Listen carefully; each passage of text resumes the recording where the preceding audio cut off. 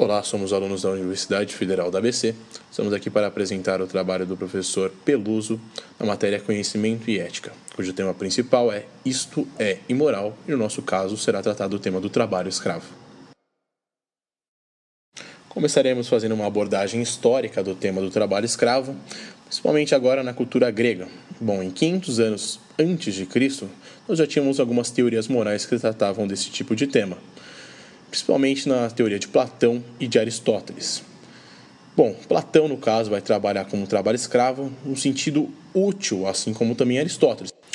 No seu livro A República, ele define o seu governo ideal como sendo uma democracia aristocrática com a sua base escravista, ou seja, deveria ser governada por filósofos e guerreiros e deveria ter a sua base de sustentação econômica com o trabalho escravo, que seria o trabalho braçal, pelo qual ele teria apenas desprezo a essas pessoas.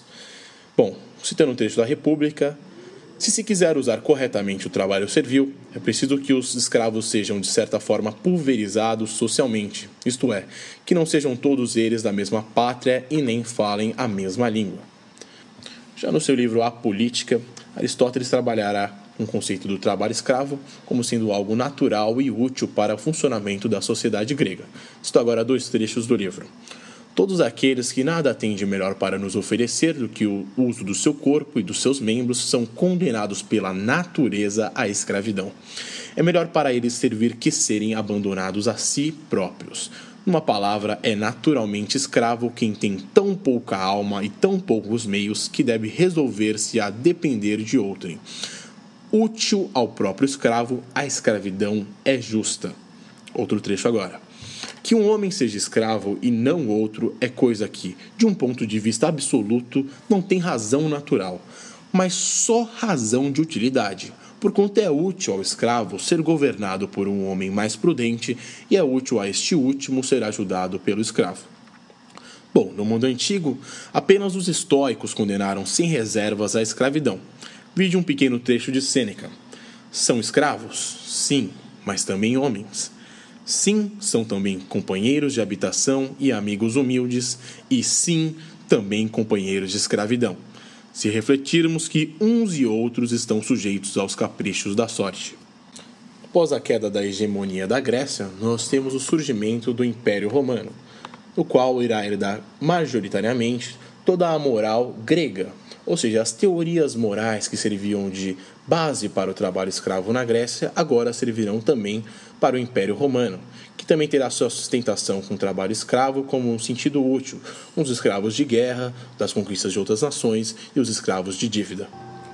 Bom, alguns filmes que conseguem retratar essa parte da cultura grega e romana seriam 300 de Esparta, no qual vai trabalhar com medo dos soldados de perderem a guerra para que as suas famílias não se transformem em escravos das outras nações. Outro filme que também trabalha com esse conceito é o filme Troia e também a série recente da HBO, Spartacus. Fica claro tanto na série como nos filmes o medo das pessoas das polis, ou no caso da série Spartacus, do Coliseu Romano, da perda das guerras para que fossem subjugados a outras culturas e serem tratados então como escravos, que seriam seres de um estrato inferior das sociedades até então. Após o definhamento do Império Romano, nós vemos na Europa Ocidental a ascensão do regime feudalista, o qual era baseado como uma organização do trabalho servil, ou seja, o servo servirá ao seu suzerano. Como tal sistema não tem ligação direta com o trabalho escravo, nós pretendemos passar diretamente para o seu declínio e ascensão das nações na Europa Ocidental, indo diretamente para o regime do Renascimento Europeu. Bom, com o crescimento dos mercados e a maior interação entre as pessoas no final do feudalismo, nós temos o aumento das produções de manufaturas na Europa. E essa traz uma necessidade do aumento da produção. E, conjuntamente com esse mesmo período, nós temos a expansão feita por alguns países para regiões que eles vão colonizar, tanto no Périplo Africano, inicialmente, como até, mais tardiamente, na América. Nesses regimes de colonato, nós vemos a volta da utilização do trabalho escravo. E a pergunta que nos vem agora é por que na Europa volta a ser válida a utilização do trabalho escravo? Bom, nós temos no campo filosófico ao retorno da nossa cultura clássica, ou seja, greco-romana. Os homens deixam de ter os seus regimes baseados no teocentrismo e vão agora para o antropocentrismo. Novamente, nós temos uma produção de conhecimento muito grande. Nós temos na grandes centros da Europa, como na Itália, na França, na Inglaterra, um grande número de filósofos e pensadores surgindo. Novamente, como eu já falei, nós precisamos de uma base de sustentação para que nós possamos ter pessoas pensando e outras pessoas produzindo. Ou seja, nós temos novamente a ideia dos varões, que eram os homens brancos e ricos, a oportunidade de estudar e delegar todo o trabalho para os escravos. A necessidade do trabalho negro aqui, tanto na África como aqui na América, indígena para a produção ou extração de bens foi adotada novamente pela sua utilidade dentro do absolutismo empregado na Europa, que necessitava da produção de algumas camadas para a sustentação de outras. Temos alguns filósofos importantes desse período que são representantes dessa camada aristocrática, assim como Francis Bacon, Thomas Hobbes, René Descartes e Blaise Pascal. Ou seja, que de alguma maneira precisavam sim dessas camadas mais pobres para poderem produzir conhecimento. Quando irá então ocorrer uma ruptura com a aceitação do trabalho escravo novamente? Bom, nós temos por volta do século XV, também durante o movimento renascentista, uma corrente muito pequena dentro da Igreja Católica que começa a protestar contra a utilização desse trabalho escravo. O primeiro documento que trata a questão explicitamente é o do Papa Eugênio IV, que mandou restituir a liberdade dos escravos das Ilhas Canárias. Começa-se então na Europa a influenciar a sociedade contra a escravidão, lentamente, visto que a ideia do homem branco ser um superior persiste ao longo de muitos anos.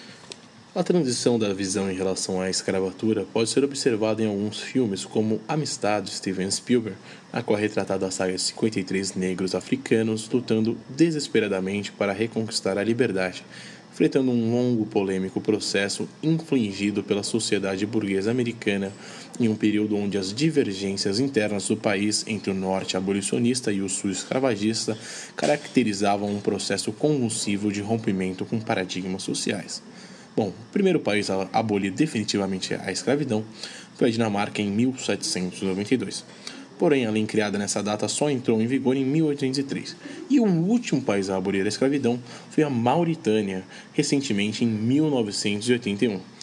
Militantes pelos direitos humanos denunciam que ainda hoje existem mais de 25 milhões de escravos no mundo, principalmente na África, nos mostrando que a visão da moralidade em relação ao trabalho escravo continua em transição ainda na atualidade.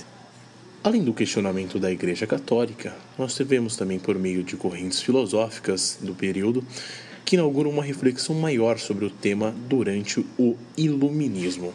Tentaremos por meio das mesmas explicitar como a exploração de outro homem se torna algo imoral.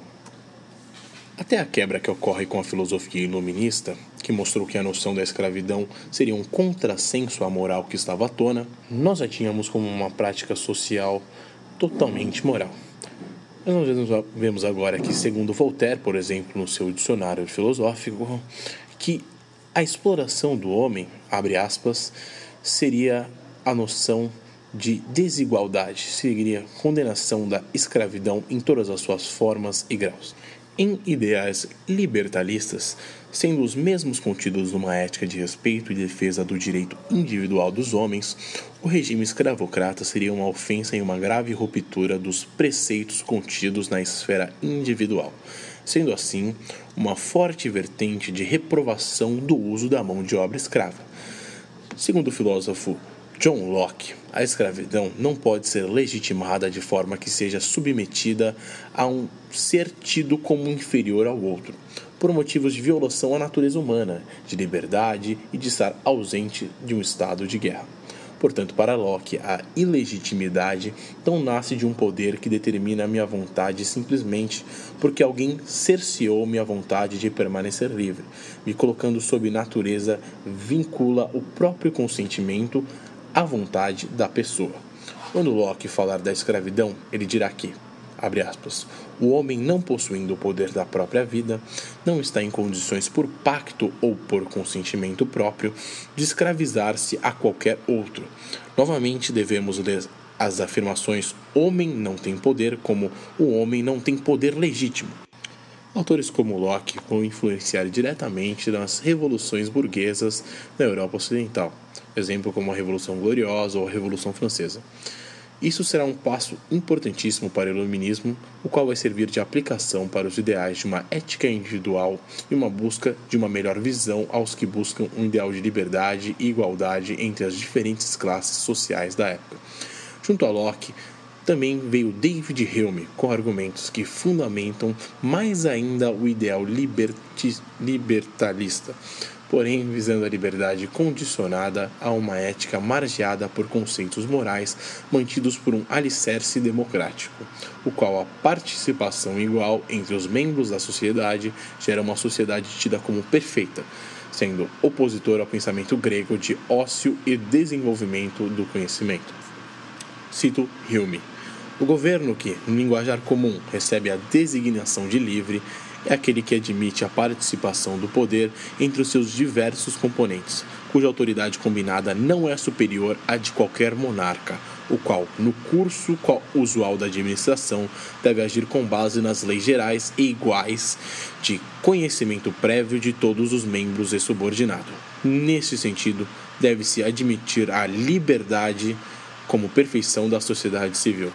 Já na visão utilitarista, pode-se notar uma certa semelhança com o pensamento libertalista, porém com detalhes que fazem das duas abordagens próximas e ao mesmo tempo distantes.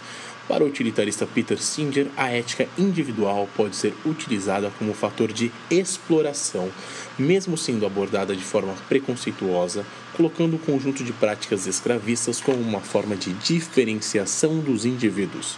Ou seja, o fato da escravidão se dar por divergências sexuais, étnicas ou raciais é injustificável, estando dentro de uma esfera utilitarista, pois tal corrente filosófica defende uma ética individual não universal.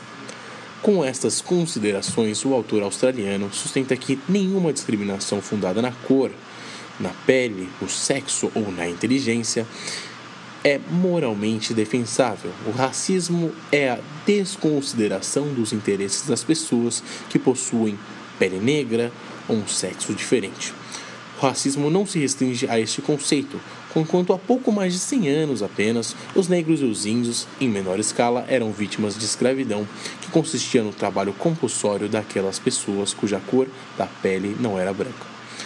A cor da pele é apenas o critério pelos quais os homens incluíam ou excluíam em dado tempo os sujeitos de sua esfera moral. A consideração dos interesses das mulheres baseia-se no sexo, o critério de distinção. Pode-se escolher outros critérios como inteligência, que por meio de uma tradição cartesiana separou-nos dos animais, pois para aquela os homens são dotados de inteligência e os animais não.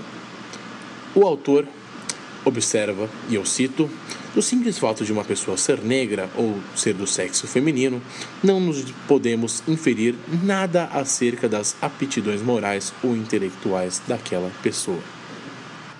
Tentando convergir então essas duas correntes filosóficas, o utilitarismo e o libertarismo, nós temos as suas éticas individuais como algo inviolável e incorruptível, sendo a liberdade e igualdade do ser humano o preceito principal da reprovação do ato escravista. Trazendo essa abordagem da moralidade do trabalho escravo para os dias de hoje, vamos começar fazendo uma consideração da Organização Internacional do Trabalho, que definirá o que seria o trabalho escravo no contexto contemporâneo. A escravidão contemporânea é a privação da liberdade para se desligar do patrão ou preposto ou usurpação de dignidade.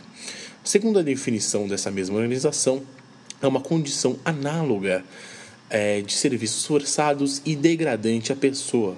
Portanto, não seria apenas o cerceamento da liberdade do trabalhador, mas a garantia de sua dignidade humana, motivo pelo qual o artigo 149 está descrito no capítulo 6º do Código Penal Brasileiro. Não é brincadeira, não. A auditora fiscal explica as novas circunstâncias do chamado trabalho escravo. Hoje ele é caracterizado pelo não cumprimento de várias exigências que trazem a dignidade do trabalhador, que trazem o trabalhador a uma condição mínima de respeito à Constituição Federal.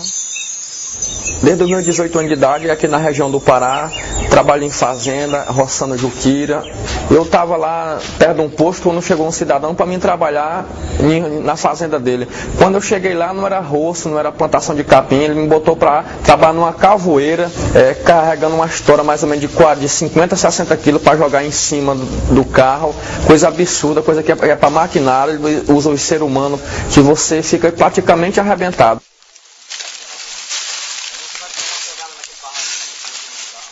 Aí eu passei 60 dias e aprontei 10 gaiolas. Meu dinheiro é R$1.000. Aí ele foi e me deu R$100. Aí eu falei para ele, moço, isso aí é serviço escravo. Ele falou para mim, disse, não, o que tu quer dizer com isso? Tu quer dizer que tu vai dar queixa? Direito de Maranhão, isso aqui é um tiro de uma espingarda calibre 36 que eu tenho lá no meu barraco. Aqui pode faltar feijão pro trabalhador, mas o cartucho para matar um aqui não falta.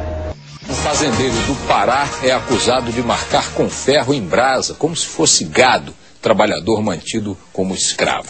35 pessoas foram libertadas.